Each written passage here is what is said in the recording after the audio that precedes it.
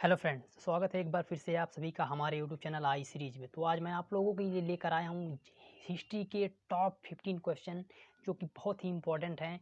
ये previous question भी हैं जो अगली बार पूछे गए थे। चलिए इसी के साथ हम आज का पहला क्वेश्चन स्टार्ट करते हैं। हमारा पहला क्वेश्चन ये है कि किसने अपने पुत्र व पुत्री को बौद्ध धर्म के प्रचार व प्रसार हेतु श्रीलंका भेजा। इसका राइट आंसर जाता है अशोक ने जो है अपने पुत्र व पुत्री को बौद्ध धर्म के प्रचार प्रसार हेतु श्रीलंका भेजा था। अब एक क्वेश्चन ये भी आता है, अशोक के पुत्र का नाम क्या था, पुत्री का नाम क्या था। देखिए उनके पुत्र का नाम जो था वो महेंद्र था, ठीक है। उनके जो पुत्री का नाम था वो संघमित्रा था, ठीक। ये भी क्वेश्चन है, ठीक है। चलिए इसके साथ हम अगले क्वेश्चन के पास चलते हैं।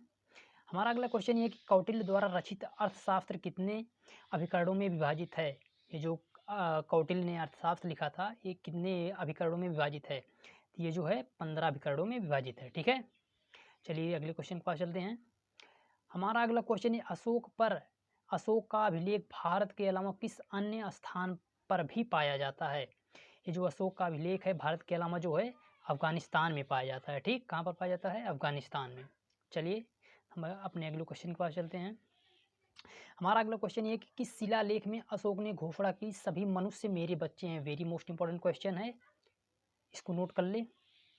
देखिए अशोक ने किस शिलालेख में घोषणा की थी कि सभी मनुष्य मेरे बच्चे हैं। तो ऑप्शन जाता है हमारा जो हम अशोक ने जो है प्रथम शिलालेख में जो है घोषणा की थी कि सभी मनुष्य मेरे बच्चे हैं। एक क्वेश्चन ये भी आता है कि जो है शिलालेख कितने थे, अशोक के कुल शिलालेख कितने थे। अशोक के कुल जो है 14 शिलालेख थे। कितने शिलालेख थे, 14 शिलालेख, ठीक। चलिए अगले क्वेश्चन पास चलते हैं। हमारा अगला क्वेश्चन है किस स्थान से अशोक के शिलालेख के लिए पत्थर लिया जाता था, ठीक है। किस स्थान से अशोक के शिलालेख के लिए पत्थर लिया जाता था। आंसर जाता है चुनार से। चुनार क्या है, चुनार जो है एक नगर है, ठीक। कहाँ पर है, ये उत्तर प्रदेश के मिर्ज़ापुर ज़िले में है, ठीक। चलिए हम अगले क्वेश्चन के पास चलते हैं। हमारा अगला क्वेश्चन ये किस महीने में मौर्यों का राजकोषीय व आरंभ होता है, राजकोषीय वर्ष आरंभ होता है। तो आप सभी लोग जानते होंगे मौर्यों का जो राजकोषीय वर्ष जो है आषाढ़ में मतलब जुलाई में आरंभ होता है, ठीक है। चलिए अगले क्वेश्चन पर चलते हैं। हमारा अगला क्वेश्चन है कि किस जैन ग्रंथ में चंद्रगुप्त मौर्य के जैन धर्म अपनाने का उल्लेख मिलता है। इसका राइट आंसर जाता है परसिष्ठ पर्व में। अब बात आती है चंद्रगुप्त मौर्य थे कौन। चंद्रगुप्त मौर्य ने देखिए जो है मौर्य वंश की स्थापना की थी। किसकी स्थापना की थी, चंद्रगुप्त मौर्य ने जो है मौर्य वंश की स्थापना की थी, ठीक। एक क्वेश्चन बहुत ही इंपॉर्टेंट क्वेश्चन है, किसने जो है सुदर्शन झील का निर्माण किया था। सुदर्शन झील का निर्माण किसने किया था, ये भी क्वेश्चन है। सुदर्शन झील का निर्माण जो है चंद्रगुप्त मौर्य ने किया था, ठीक। किसकी सहायता से किया था, पुष्यगुप्त की सहायता से, पुष्यगुप्त की सहायता, ठीक है। इसको नोट कर ले, बहुत ही इंपॉर्टेंट क्वेश्चन है। चलिए हम अपने अगले क्वेश्चन के पास चलते हैं। तो हमारा अगला क्वेश्चन ये है कि चंद्रगुप्त मौर्य का संघर्ष किस यूनानी शासक से हुआ। चंद्रगुप्त मौर्य का संघर्ष जो है किस यूनानी शासक से हुआ। इसका राइट आंसर जाता है सेल्यूकस के साथ। सेल्यूकस कौन था, सेल्यूकस जो है आपको बता दूं, सेल्यूकस जो है सिकंदर का वो है क्या था, सिकंदर का जो है ये सेनापति था, ठीक है। सिकंदर का सेनापति था, ठीक। चलिए अगले क्वेश्चन पास चलते हैं। हमारा अगला क्वेश्चन है कि एरियन ने चंद्रगुप्त मौर्य को क्या नाम दिया। एरियन ने जो है चंद्रगुप्त मौर्य को सेंड्रोकोट्स के नाम से बुलाता था, मतलब इसको सेंड्रोकोट्स नाम दिया, ठीक है, एरियन ने चंद्रगुप्त मौर्य को। चलिए अपने अगले क्वेश्चन पास चलते हैं।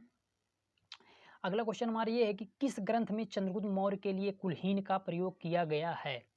चंद्रगुप्त मौर्य के लिए कुलहीन शब्द का प्रयोग कहाँ पर किया गया है, मुद्रा राक्षस में किया गया है, ठीक है। चलिए अगले क्वेश्चन पास चलते हैं। अगला क्वेश्चन हमारा ये है कि किस ग्रंथ में दक्षिणी भारत के आक्रमणों का पता चलता है। किस ग्रंथ में दक्षिणी भारत के आक्रमणों का पता चलता है। इसका राइट आंसर जाता है तमिल ग्रंथ, इसको कहते हैं आहनानूर, ठीक है। चलिए अगले क्वेश्चन के पास चलते हैं। हमारा अगला क्वेश्चन है कि चंद्रगुप्त मौर्य का निधन कब हुआ। देखिए चंद्रगुप्त मौर्य का निधन जो है हमारा 297 ईसा पूर्व में हुआ। अब बात ये आती है कि इनकी मृत्यु 297 ईसा पूर्व में हुई, तो इनका जन्म कब हुआ था। इनका जन्म जो 322 ईसा पूर्व में हुआ था। कब, 322 ईसा पूर्व में हुआ था, ठीक है। चलिए अगले क्वेश्चन पास चलते हैं। हमारा अगला क्वेश्चन है कि चाणक्य किस विश्वविद्यालय के में शिक्षक थे। चाणक्य जो है किस विश्वविद्यालय में शिक्षक थे? इसका राइट आंसर है तक्षशिला विश्वविद्यालय में। कहाँ पर है? ये पाकिस्तान के पंजाब में है। कहाँ पर है? पाकिस्तान के पंजाब में है। वहाँ पाकिस्तान में एक स्थान है जिसको पाकिस्तान का पंजाब बोला जाता है, वहीं पर जो है तक्षशिला विश्वविद्यालय है। ठीक है, चलिए अगले क्वेश्चन के पास चलते हैं। हमारा अगला क्वेश्चन है कि चंद्रगुप्त के बाद किसने शासन प्राप्त किया? देखिए, चंद्रगुप्त बाद जो है, चंद्रगुप्त की जब मृत्यु हुई 297 ईसा पूर्व में, इसका कार्यभार संभालने वाला इसका पुत्र था, पुत्र बिंदुसार। चंद्रगुप्त का पुत्र कौन था? बिंदुसार जो है इसका कार्यभार संभालने लगा। मतलब चंद्रगुप्त के बाद जो है इसी बिंदुसार ने ही इसका शासन प्राप्त किया। ठीक है, चलिए अगले क्वेश्चन के पास चलते हैं। हमारा आज का लास्ट क्वेश्चन ये है कि बिंदुसार किस संप्रदाय का अनुयायी था? बिंदुसार जो है किस संप्रदाय का अनुयायी था? देखिए, जो बिंदुसार है वो आजीवक संप्रदाय का अनुयायी था। ठीक है, चलिए इसी के साथ आज का हमारा क्वेश्चन समाप्त होता है।